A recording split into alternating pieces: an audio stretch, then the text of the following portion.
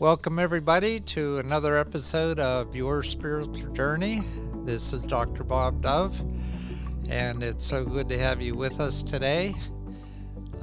Just a reminder that it would be helpful if you would like us, follow us, maybe even leave some comments, and support us on Patreon. Any support that you can give is definitely welcome. Today's guest is Howard Falco. He's a spiritual teacher and author. He deals in the fields of self-awareness and peak potential. He works as a mindfulness coach to college and top professional athletes, corporate executives, and individuals looking for a new way to overcome life's challenges and achieving a new state of mind and results. Late in 2002, Howard went through a sudden and extraordinary expansion of mind that revealed the essence underlying all human creation, action, reaction, joys, and suffering. The keys to life were revealed to him. He was both stunned and inspired, and he set out to honor what happened by sharing what he's learned and teaching others how to tap into this liberating and empowering state of mind. And we are certainly thankful for that. And to just honor that situation, he's published a couple books, and he's got a third one on the way. The first book is I Am, The Power of Discovering Who You Really Are. And that's a book that both my wife and I read a couple years ago and really got excited about. And so we're really happy to have Howard with us today. His second book, The Power, Time in a Bottle, Mastering the Experience of Life, was published in 2014. And now he's got one coming out that's titled Invincible, and he expects that to be out next year. Information about his work and his coaching and consulting will be available on my website and connect to his various social media connections so that you'll be able to find those there. He also has a foundation that teaches these concepts. It's called the 8 Wisdom Foundation, and we'll get into that later. But right now, I want to welcome Howard and turn the mic over to him. You know how we do this, Howard. Just give us your story from childhood to the present day in terms of your spiritual journey. Then I'll probably pepper you with questions, and then we'll wrap up. Okay. Sounds good. Well, thank you very much, Dr. Love, for the introduction and for having me on the podcast. It's an honor to be here. So I'll give you the short story on my journey to this moment. So I'll condense 20 some years into a few minutes here, and then we can go into any area you'd like. But it started with me being just a very, very curious child. I was the kid in class, always raising my hand, challenging the teacher, asking questions. Really was curious about the nature of life and existence. And this sort of accelerated when I was 14 and I went on a camping trip with my uncle and aunt and cousin I grew up in Chicago, and they took me up to northern Minnesota near the Canadian border to this very rustic cabin on a lake. And it was my first time away from the city lights of Chicago. I was very excited. We got up there and it was dark. And everybody put the luggage away and wanted to go to sleep. And I wanted to explore the surroundings. So I went out the cabin door and I went onto the dock that we had right in front of the cabin. And I just stood there peering into the deep darkness. And it was a very surreal moment for me because it was the first time I've ever experienced the oxymoron of the sound of silence. There was not a breath of wind and not a sound. And I never had experienced that in my entire life. So that made the scene a little bit surreal. But what really accelerated it was when I looked into this lake, which was motionless like a sheet of glass. And I started to see what looked like lights that were shining up from one area of the lake. And I looked and they were all over the lake. And for a moment, my brain couldn't figure out what was going on. And then it hit me. And I slowly but surely lifted my chin and my eyes to the sky. And that was a life-changing moment. I saw more stars in the night sky than there was space in between them. I could not believe what I was looking at. The breath from my lungs was literally taken from me. I gasped and was starstruck. And looking upon that night sky and seeing the crystal clear nature of the Milky Way as it went from one end of the horizon to the other, I was speechless. And that produced a whole bunch of new questions for me on the nature of existence, life, who I was in relationship to that, and the hope one day of trying to figure that out and understand that and that relationship to us. So that set me on my path. So that curiosity was always in the back of my mind, all these questions about life. I went through a regular life. My parents got divorced in my teens. I left home in Chicago because I wanted to go west towards the horizon, and was drawn to the mountains from a family camping trip we went on when I was a kid. It was literally out of Chevy Chase's vacation, our camping trip. I mean, it's ironic. But anyways, I loved the West and I wanted to go back. And so I enrolled at Arizona State, put myself through college, got a job in the finance industry, fell in love, got married, had 2 kids. Check. Everything's going well. But I'm still not satiated from these deep and profound questions that drove me to a point where I thought, okay, I've got everything on this list that should make me happy, except the last one, there are millions of dollars. So I got to keep working for that, the American dream. And then one day I'm walking through my home and like a ton of bricks, it hit me. Here I am in the finance business, working with people that have millions of dollars, many of whom were miserable. And I thought, money is not the answer. And so my last hope at a checklist item that would give me ultimate peace was gone. That had me staring into an abyss of who am I and how do I overcome this feeling of fear and not knowing if I'll ever understand life. And so I got on my knees, and not being religious or spiritual, I cried out and asked for understanding. Deep, profound understanding. I needed to know, or I didn't know how it was going to go on without these understandings. Life was becoming more aimless.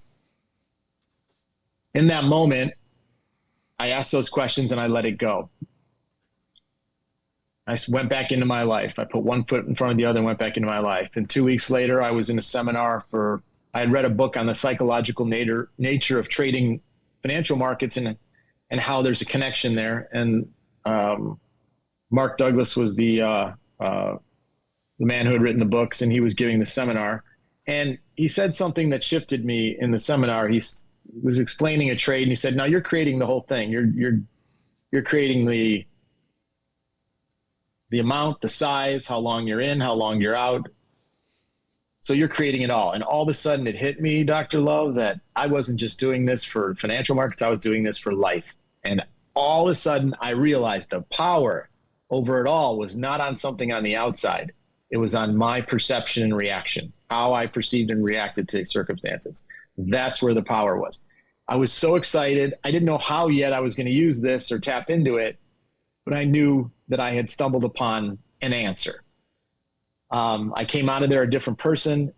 And the second thing I realized is I put 2 and 2 together, and I thought, wow, I asked this question 2 weeks ago. This is the way life works. It brings us insight and awareness when we're ready for it. Not just when we ask, but when we're truly ready for it. And this was one of those moments. And I thought, wow, when isn't life doing this for us in subtle ways or larger ways?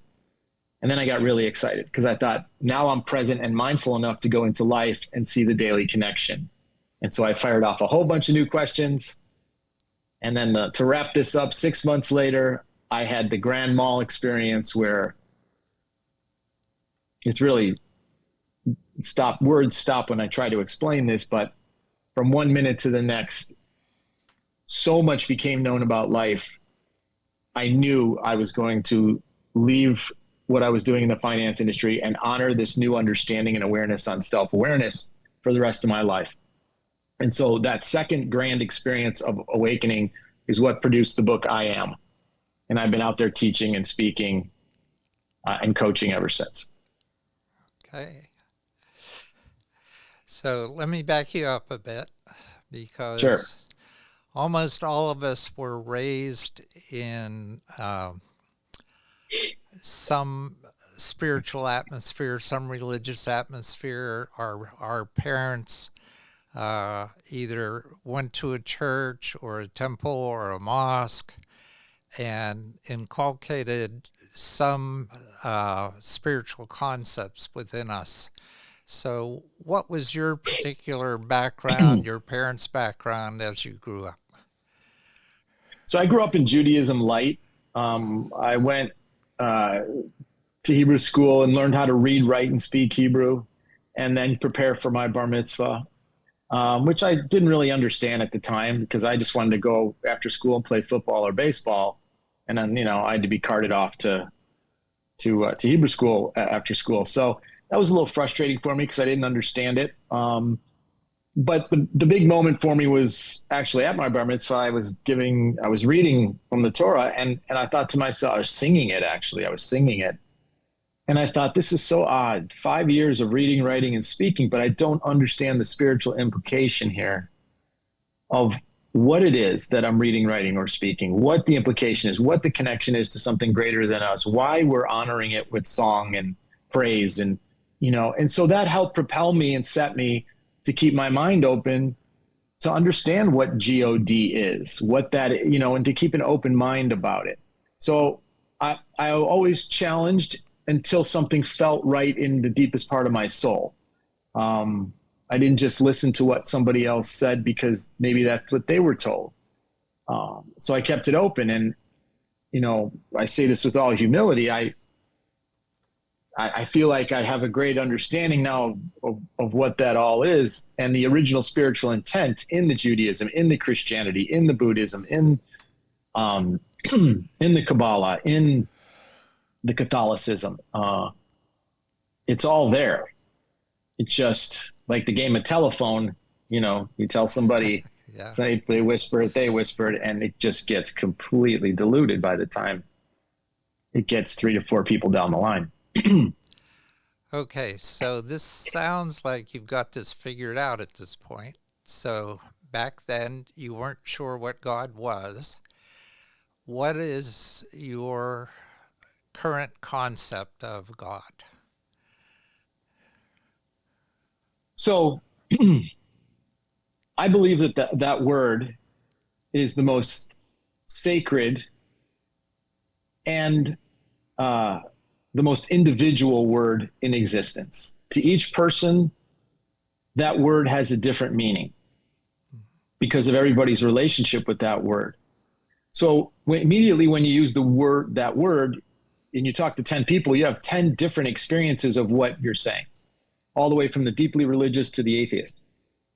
But from my perspective, my answer to that is, what isn't God? Okay. Because I believe that everything is a thread of divinity working to express itself. Even in the contrast, which can be painful, suffering, horrible events, somewhere in there is meaning and there is purpose for the individual observer and for the greater whole. That takes a great amount of faith at times. And I have all respect for anybody that's gone through any tragedy or anything that's been very difficult in their lives. But I guess my answer is, what isn't? I hope I get this right. There was a writer wrote for Unity Church. I quoted him, I'm forgetting the name. But he said, the one thing that the fish can never find is water. And in the same way, the one thing man can never find, or woman, is God. Mm-hmm.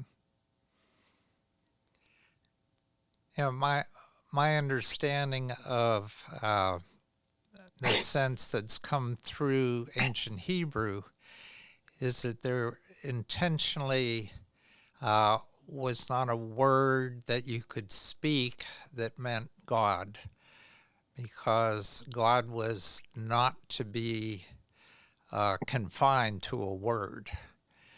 Beautiful. I 100% agree with that. And I think, in looking back through my own, the original religion I came out of, and watching some of the older men daven or pray, I remember watching and seeing when they came upon the word, they would go silent and simply bend at the knee and then go on with the prayer. And I never understood that until this awakening happened. And then it became crystal clear to me what the original intent was. Of course, that was never truly taught to us, but the original intent was the reverence for something beyond mind that cannot be contained is so great. You can't but do anything but go silent and simply bend in awe and reverence. And that's what the yarmulke is for, to cover the head, to demonstrate reverence for something greater than yourself. So beautiful, beautiful ways of expressing understanding and honor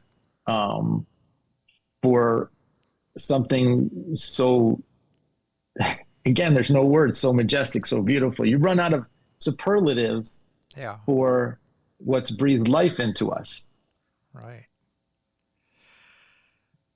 So in taking a look at your book, and that being the book on display here, I Am, and I realize this isn't your most recent work. So I guess first, just to put things in context, what is the relationship between your first work, your second book, and now the new one coming out? Is this a progression? And so should we discard this and just go to book 3 and figure we're getting it all? Or what has been your process of revelation of these concepts? So that's another, that's a really good question, Dr. Dove. So the revelation and the expression and the progression of the books is as follows. After my second and the real blowout experience of awareness, it was like birthing a baby. The I Am is the result of as much as I could get out in sequence and order and in structure of what I came to know about self-awareness, understanding, and how we are created and connected in this universe. So it's a total book on self-awareness. When the book came out, the publisher came back to me, and I guess it was immediately, however they know books and how they're doing, they came back and asked me to write something else. This was about a year later. And at first I was a little, I just gave you 25 years of work of marketing of, I almost like, and I don't mean this, I'm very grateful to be published by this particular imprint, which has published some magnificent work on self-awareness. But I was like, don't you know what's in your hands? Like there's a lot we could do together, but they're in the business mind and they're in, hey, let's get to the next book. Yeah. So I thought about it for a little bit and I thought, okay, it's an honor to be able to put another piece of work out.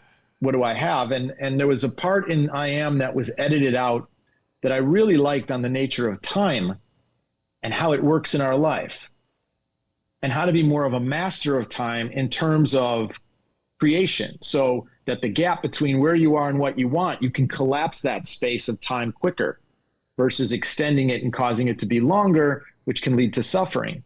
So Time in a Bottle, Mastering the Experience of Life, is about the process of raising your awareness to create the conditions faster so that you can put things together and experiences that you want in a quicker experience of time. So it's empowering people with that knowledge. So that's Time in a Bottle. As I Am and Time in a Bottle have been out there, and I've been out there working and weaving my way through different parts of deep spirituality, Unity churches, Science of Mind, and been all over the country. And then this whole 90-degree turn into sports as athletes called me and said, "Hey, I'd like to work with you. This is what happened to my performance after I read I Am." And wondering, why am I headed to sports? Well, my intent is to go to as many people who are suffering in the world with this work. And since mental health has become a bigger and bigger crisis every year since, in the last 10 years, we're at epic levels of mental health issues right now. People are looking for new answers and new understanding. I believe I am absolutely sitting on one of those answers, or a part of that answer. And so the new book, Invincible, is designed to take all the work that I've done over the last 20 years, all of the work in I Am and Time in a Bottle, and condense it into a handbook or a manual or a step-by-step process for the supreme state of mind to go through any of life's challenges or to get to wherever you want to go. So I'm sort of meeting the market with how it likes steps and condensed material. You still have to do the work of contemplation. You cannot avoid it. As a matter of fact, I was just finishing a chapter, and I'm putting some of the big bullet points in the back of the chapter. And my concern was, because I know how people's minds can tend to work, they skip the reading, they go to the bullet point. Oh, I got it. And I put a big warning there. I said, warning, these are not intended to be cliff notes. These are intended for a summary for the reader after they've contemplated for the main takeaways.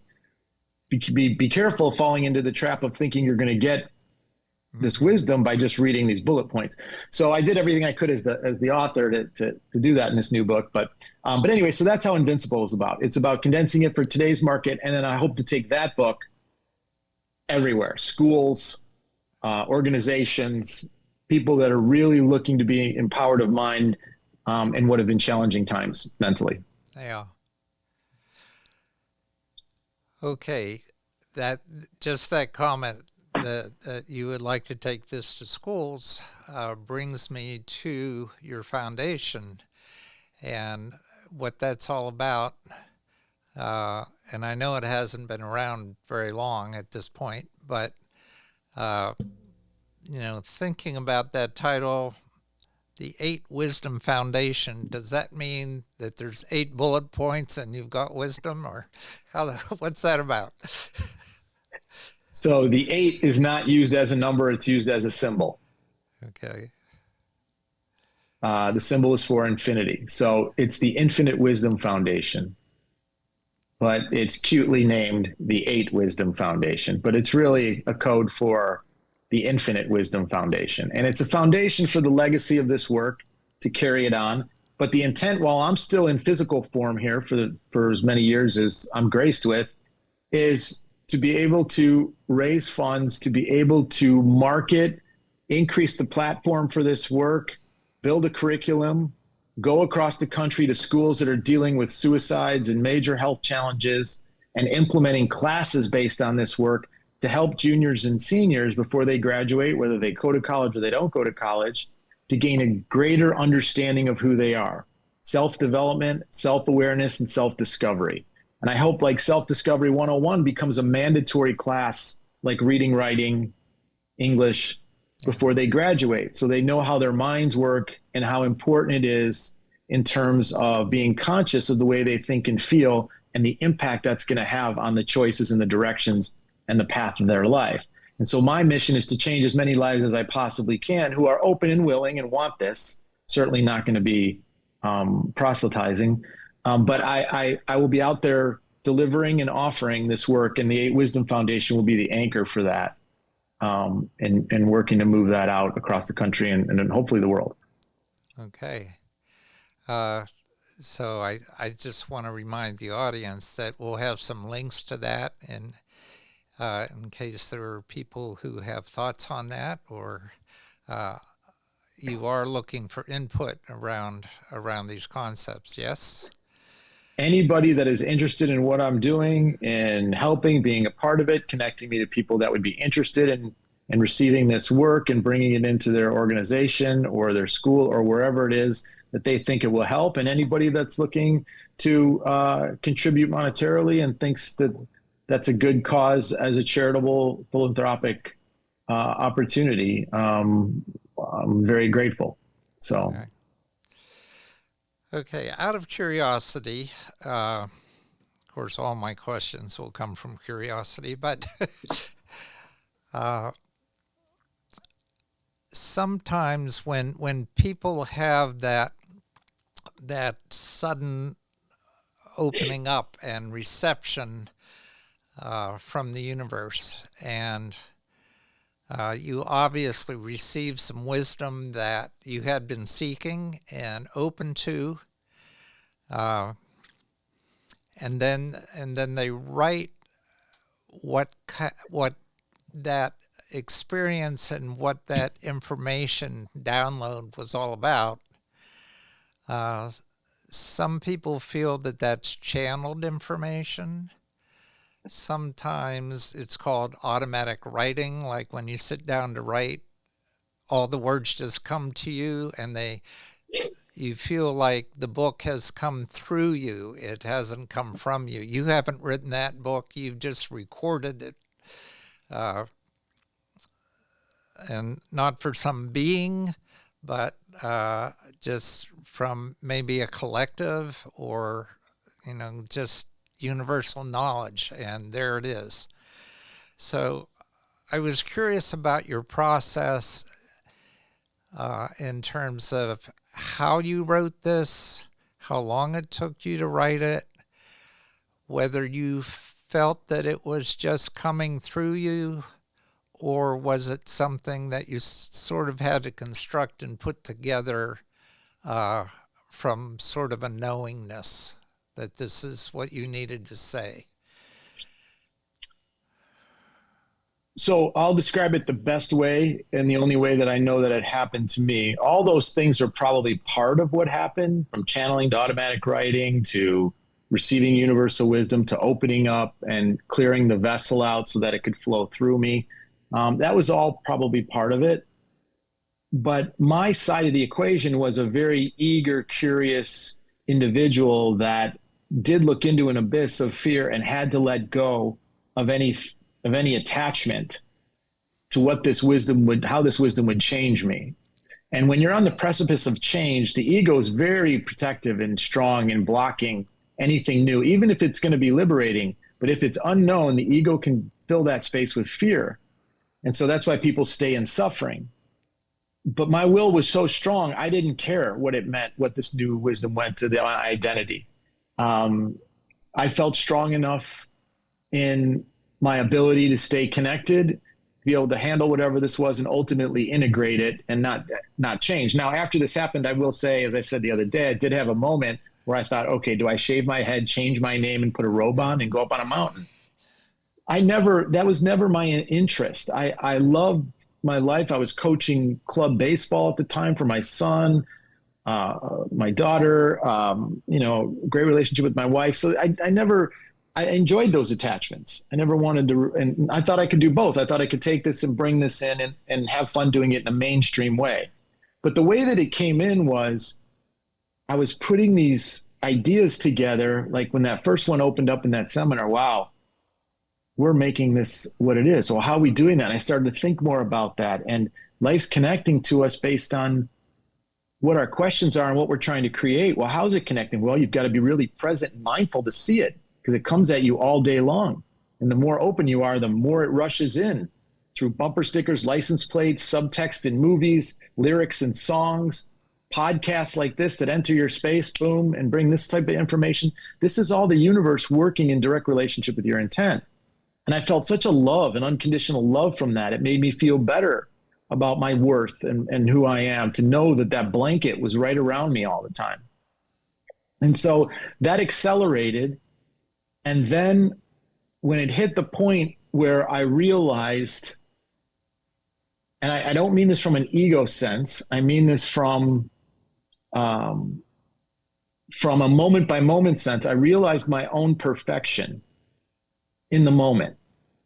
Doesn't mean optimal, doesn't mean I had to change and get better in the next moment, but each moment of my life, I was doing the best I could. That was the truth I couldn't get away from. Even though for years my mind tried to live in the poisons of guilt and shame and regret for who knows what things, little things, big things, whatever. it all went away. And this love lifted me to a place where I was able to receive this information, to see how it all started to connect. In the book, I describe it like this. I felt like each day we're going through this big puzzle. And maybe over the years or each month or each year, we figure out another piece, how another piece of the puzzle connects. Well, it was as if a hand grabbed me by the back of the shirt, lifted me up, and allowed me to see the whole puzzle and how it worked, and then dropped me right back in the middle of it. So I was within it, but yet not. So in the puzzle, but not of the puzzle. Yeah. So it was fascinating, but I saw how each piece interlocked with the next piece in terms of the unfolding of our lives. So it was like these dominoes all fell, but it wasn't like the middle domino. It was like very close to the front. Now, I'm not saying I have all my answers, and I will constantly be seeking and asking questions and in humility about things that I don't understand. But it left me with enough for lifetimes to feast on. And so I felt it. And anytime I have a question, I go to that same door, I ask the question, and I just sit and I wait to see what comes back and try not to get in the way, to hear the insight and what makes sense. And knock on wood, so far, it's been a beautiful relationship. And I also understand that the only way that doorway closes on this grace is through a loss of humility. So I've been extremely careful. Matter of fact, that was one of my questions when this all happened, and I knew I was going to go write about it. I said, well, how do I do that? Universe, God, how do I go write and say, oh, I'm special, I have all this great information? And the answer came back. It was very funny. It said, Howie, you don't have to worry about that, because this information is not for anybody special. It's for everyone. And I was like, wow, okay, now I can go talk about it, because it's everybody. I'm just showing you how it happened with me. Here's how it can happen to you. Yeah. No matter for wherever you are and however you're ready. But that's how I would best describe it. Sometimes it comes in a thought or a feeling or a knowing, but it is beyond thinking. It is before you have to process or think. It just, you feel it and you know it. And I think that's a question a lot of people on spiritual journeys have is, okay, I understand that this information is out there for anybody and everybody. How do I become a receiver of this information? How can I don't know, fine tune my radio tuner so that I get this information directly? And, right. And that, is there a process that you can show me that gives me that capability? Yeah. And the beautiful and ironic part of that process is how you become a receiver already is, because that's what's happening in this moment. Now, take me out of the equation. This is simply God or the universe or life speaking to you in terms of your intent and readiness. I'm just in the way right now. I'm humbly a servant in the way to provide. On the flip side, I am asking to go out and share with people who are interested in it. And you come into my life beautifully as a divine bridge for me to allow myself to be who I've intended to be, to share this wisdom. And so there's this divine, beautiful connection. So for anybody listening, you're already doing it right now. You have drawn it in, and the universe has collected certain information and data to give to you in this moment for your evaluation. You may take some of this and enjoy it and then take it further and read the books and go on, or you may go to the next bit of information or the next podcast or whatever else it is.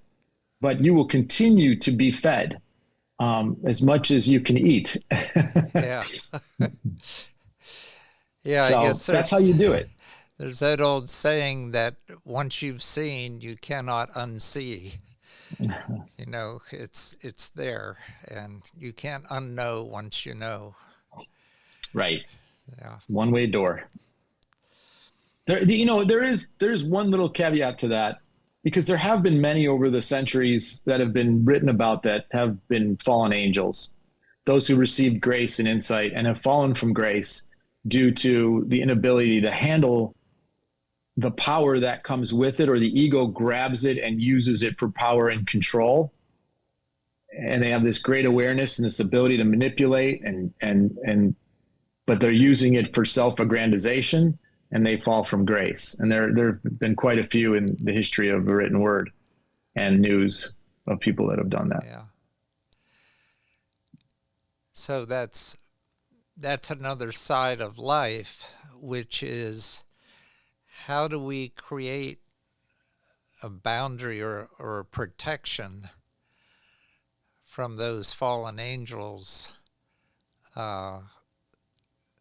who seem to have the information or the approach or the process that might be right for us, and then we find that it's taking us down the wrong path, or we don't find that out and we just go continue on down the wrong path.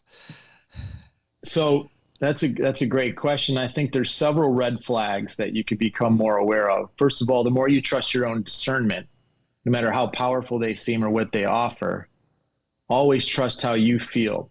Anything that they do should be rooted in unconditional, non-judgmental love. There should be no shoulds, no demands, no rules of what you have to do. They should teach it from a place where it's up to your free will. I'm here just presenting information. There's no obligation on anything. So those are some of the key aspects that could be red flags if someone's doing something counter to that. If they say, I have all the answers, or only listen to me, or I'll save you. Those are the type of things that are huge red flags as well. If it becomes more about them. The work should always be about, from a good teacher, from a great teacher, I should say, about the receiver and lifting their soul up with truth that makes them feel good about who they are and allows them to see a more expanded idea of who they are. But anything manipulative or controlling, or this is what you have to do, or don't talk to people that, don't like what we're teaching, they're the enemy, or, stuff like that is huge red flags waving. Yeah. Or if you don't do this, God will smite you, those type of things, false teachings. Yeah, I recently read, and this was an Aldous Huxley introduction to the Bhagavad Gita, that there are four major principles for all religions and spiritual works. But one of the issues is with religion is that rather than studying the concepts and the message, we focus on the person delivering the message. And we get stuck and tied into the details of who that person is, what they're all about, what their life is, what their background is. And we don't focus enough on the message. And if we look at the messages are all the same. So, whether it's Buddha or Jesus or Lao Tzu or whoever it might be, if we focus on that one person, then we kind of get stuck and we stop being open to all there is. So I'm fully with you on that. However, I look at, I guess, a blog that you've had or a podcast called The Guru. And when I see I think, okay, Howard thinks he's a guru, huh? We got to follow him. So talk about that for a minute. Yeah, so that's a little bit of a tester, right? How mindful and focused are you? So somebody that looks at the title that says The Guru and thinks that, well, right underneath it, there's a tagline. Right on the front page of it. And in the opening of every episode of The Guru, which I started during COVID, it says, the true guru in life is always you. Uh-huh. This podcast is dedicated to empowering you to see that you are your own guru. That's why the podcast is called The Guru. It's about the audience. So I put in there a little bit of irony. Just, I thought maybe it'll gain some attention by the people that are like, what, he thinks he's the guru? It's the last thing I think. I am nothing but a humble servant of awareness that I was graced with. And all I want to do is present it and share it. But beyond that, I know nothing. Like Sergeant Schultz from, what was the, Hogan's Heroes. Hogan's Heroes, yeah.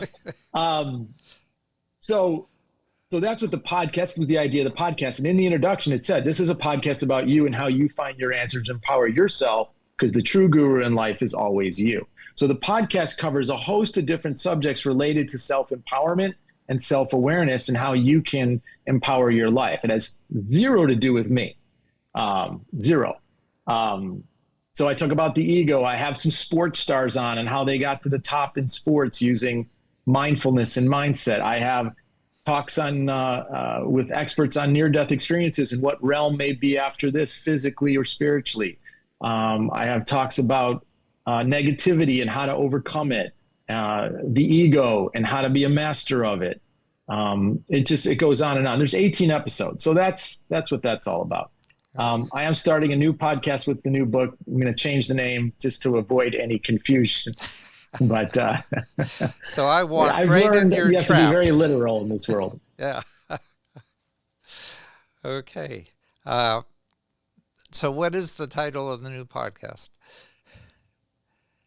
Well, I haven't announced it yet, but okay. That's okay. It's going to be related to the book Invincible. It's going to be about the supreme mind. Okay. In life. All right. Okay. You mentioned the ego a couple times in this conversation, and I think that you have a very unique perspective on the ego, because those of us who have been reading and studying a lot about spiritual journeys often see the ego as a stumbling block, something we have to suppress or something that we have to push aside or get over, or somehow, spirit good, evil, ego bad. So maybe you could address your concept of the ego for a minute.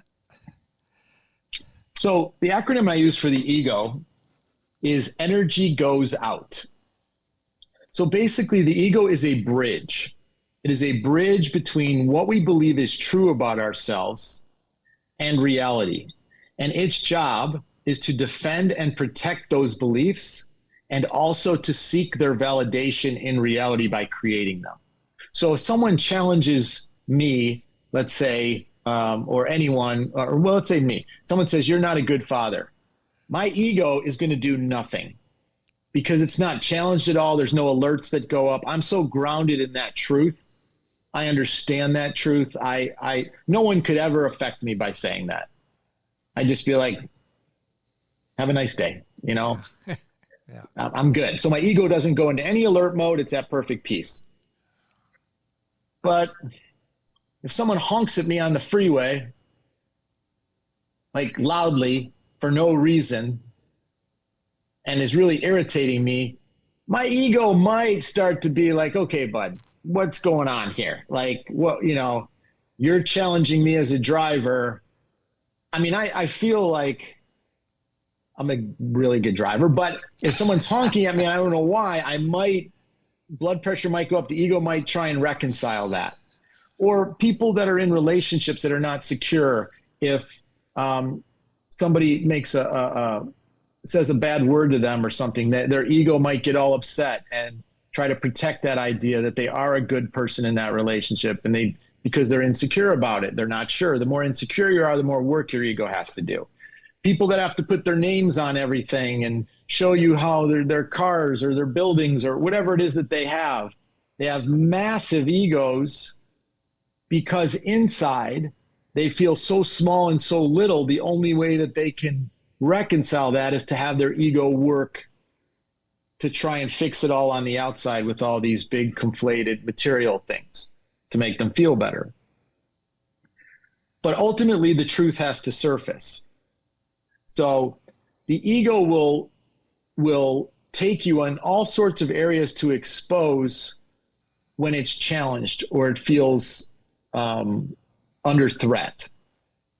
The whole idea of self-awareness is to come to the place where you're so grounded in what your I am statements are, what your truths are about who you are, that instead of the ego dragging you around like an undisciplined dog, when you walk down the street, it drags you all over the place, gets in fights and takes you everywhere and you can't control it. Instead, because you're so grounded in who you are, you direct your ego as to what to do. No, we don't get upset when my in-law makes a comment like that because we know who we want to be. So we're going to rise above that. And then you have a really short leash on your ego and it remains in check and it listens because you have a stronger belief in the new you of who you are and how you want to get through that dinner versus where you're being baited to go. And I know I'm throwing a lot of different ideas out because this is a big concept, but the ego is there to protect, defend, and create what you believe is true. And it reflects back to you what those truths are sometimes in some not so pretty ways. But the idea is for you to ultimately take control of it. Okay, so it feels like, okay, my ego is really on my side. It's trying to protect me, protect my beliefs. And when things challenge my beliefs, it's going to put up some blocks until I get to the point where my beliefs have shifted enough that with enough ego energy goes along with that. Yeah. Exactly. Or the other thing that it does, Dr. Dove, is that it helps validate who you are. You have a podcast. You get defined by you were on time. You did everything necessary to be there. That's your ego working to help you give you that experience. So it also works to continue to allow you to be in life, to have that experience of being by taking what your intentions and desires are and putting the conditions together to give you that. Okay, but when it comes to the statement, I am, what would you do with somebody saying, I am my ego?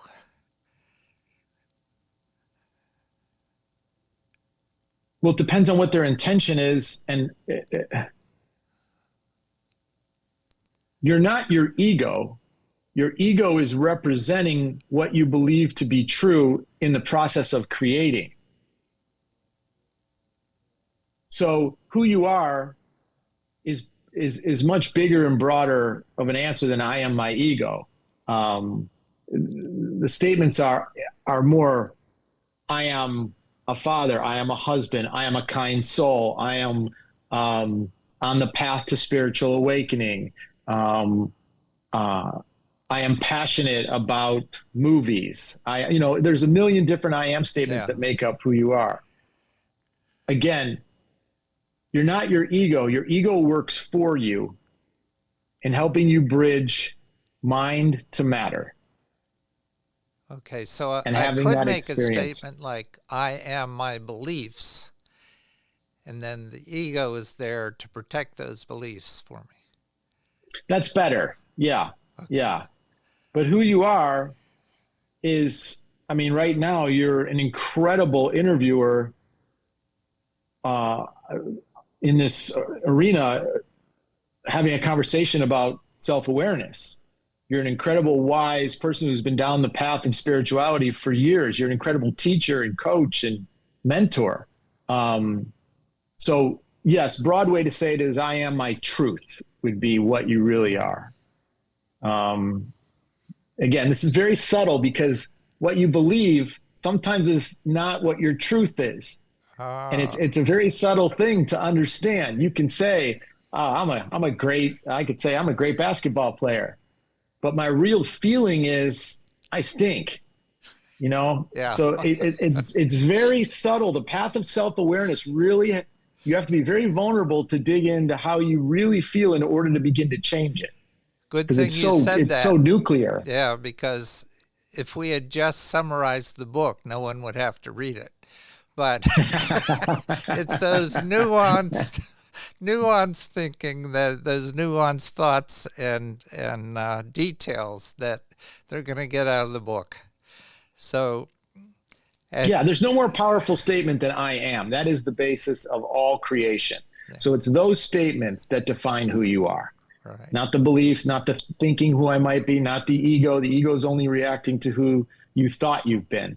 But the I am statements are really what drive your existence. And the more you can drill down to them and take control of them, the more you become a more powerful manifester and creator in your life. And I have seen this beautiful, magical process over and over again. And it is magical when you get to the core and you really own that. Yeah. Well, we are about at the end of our time, and whenever I reach this point in the discussion, I ask our guest to leave the audience with sort of a few words of wisdom, and I know your book is full of words of wisdom, so whatever words you'd like to leave them with as takeaways, you're on. Well, thank you so much, Dr. Dove, for having me on. I really, truly appreciate the opportunity to share this work. And please, for anybody that's enjoying the material, if you know anybody in your life struggling or looking for insight and answers and would like to read some fresh and new material on that, please let them know this work exists out there. I would be very grateful. But the wisdom that I would leave people with is this. No matter what's happened in your life up to this point, I don't care. No matter what it's been, in any single moment, you can turn it all around. Understanding the power that's within you to define, to declare, and to demonstrate who you choose to be. And the more unlimited you feel in that ability to do that, and the more vulnerable you allow yourself to be to go down that path, the more beautifully life will reflect back the changes that you're looking for. And I can tell each and every one of you, no matter what's happened and no matter what you have previously thought, you are worthy of it, just like every other human being.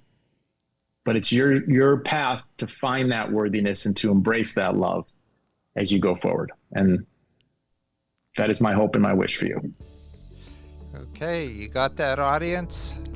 The world is full of possibilities, and so are you.